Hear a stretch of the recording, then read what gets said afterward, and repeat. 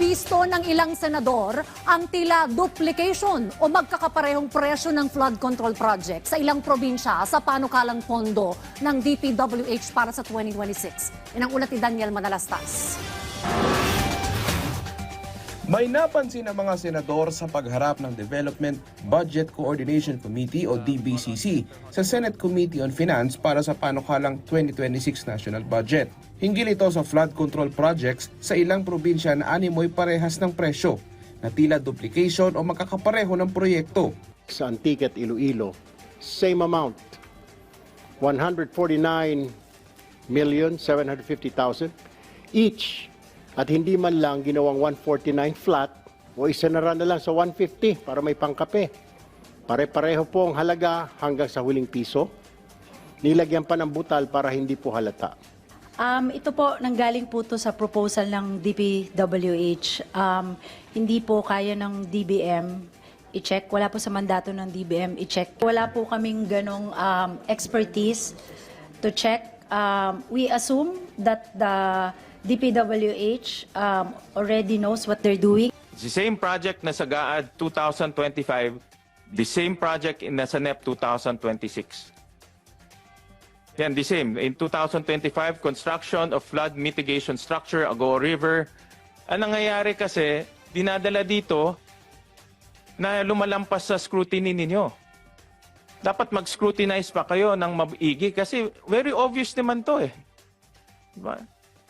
Hindi siya clerical error, sinasadya itong ganitong panloloko ilagay sa NEP. Maging si Senator Panfilo Lacson, tinawag na red flag ang napansin ni Tulfo, kung saan bilyong-bilyong pisong halaga umano ng pondo ang usapin. May nakita namang solusyon ng senador. Red flag po ito eh.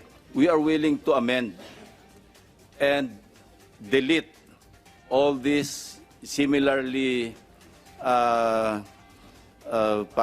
costed projects. Kasi yung huling bilang namin, yung 100 items, 373 items na tigwa 100 million, that's already 37.3 billion. So as of our initial count, nasa mga 50 billion pesos na yung pare-pareho, yung red flag. Secretary Vince is already investigating ito pong mga doble-doble, pare-parehong pangalan. Isa pang pinuna ng mga senador ang umano'y insertions na tila sa National Expenditure Program pa lang lumulusot na. Kaya ang bansag ni Lacson, Quadruple WAMI, NEP may insertion, House Gov may insertion, Senate version may insertion, BICAM may insertion, quadruple WAMI po ang tama ng Pilipino rito, if you agree. We agree po. Yeah. Contractors have invaded the House of Representatives and congressmen have invaded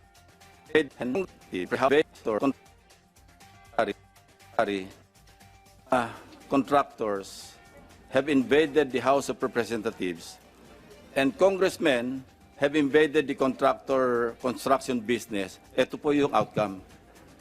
Kasi NEP pa lang, pinapayagan na sila ng DPWH. I have received reports na susubukan ng ilan na magpasok o kargahan, magkaroon ng insertion sa NEP pa lamang. Moving forward, rest assured po that we will try to do something po para maiwasan po yung mga ganitong problema. dahil sa mga umano'y red flag na napapansin ng mga senador sa budget ng DPWH, hindi tuloy na iwasan ni Tulfo na ihalin tulad ang flood control program sa nangyari sa nakalipas na panahon. Pero what we are seeing here is para mga pork barrel po ito. In short, this is pork barrel. Plain and simple. Kasi ang nangyayari ngayon, flood control programs parang deja vu po ng pork barrel scam ni Napoles. Tumayo naman kanina sa plenaryo si Senate President Pro Tempore Jinggoy Estrada at may binunyag sa mga diskaya. Matatanda ang kahapon na ungkat ang mga luxury cars nila nang humarap ang kontrobersyal na kontraktor ni si Sara Diskaya sa pagdinig ng Senate Blue Ribbon Committee. Inisa-isa ni Estrada ang manoy pagmamayaring sasakyan ng mga diskaya. Ayon sa aking nakalap na impormasyon, nasa 80 sasakyan ang pagmamayari ng mag-asawang Diskaya at ng kanilang mga kumpanya. Nakakalulang yaman po ito, Ginoong Pangulo. Kung doon sa 28 luxury cars na inamin ni Sara na pag-aari nila ay halos hindi ako makapaniwala, wala pa pala yun sa kalahati ang kabuang bilang ng kanilang mga sasakyan. Mr. President, this is totally outrageous. Daniel Mananastas para sa Pambansang TV sa Bagong Pilipinas.